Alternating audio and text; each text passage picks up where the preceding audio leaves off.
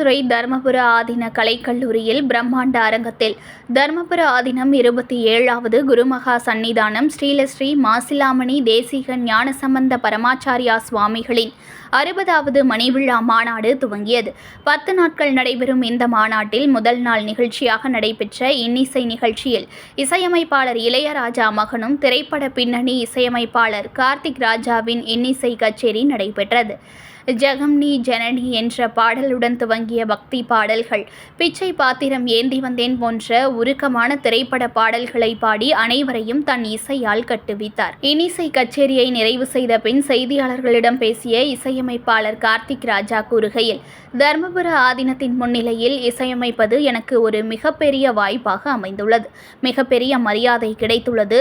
சொல்வதற்கு வார்த்தைகளே இல்லை என்பதால் பணிவான நன்றியை தெரிவித்துக் கொள்கிறேன். எனது இசை நிகழ்ச்சியை முழுமையாக அமர்ந்து பார்த்து ரசித்து நன்றாக உள்ளது என்றது வாய்ப்பு மட்டுமல்ல, ஆசீர்வாதமாக கருதுகிறேன். தர்மபுர ஆதீனத்தின் இசைப்புலவர் என்ற விருது வழங்கி இன்ப அதிர்ச்சி கொடுத்துள்ளார்கள்.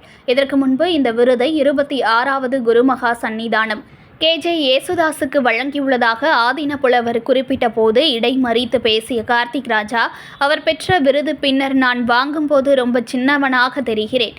தர்மபுர ஆதீனம் இருந்ததால் சுவாரஸ்யமான பாடல்கள் பாடவில்லை. நீங்கள் கேட்டிருந்தால் கூட ஏ ஆத்தா ஆத்தோரமா வரியா என்ற பாடலை கூட பாடியிருப்பேன்.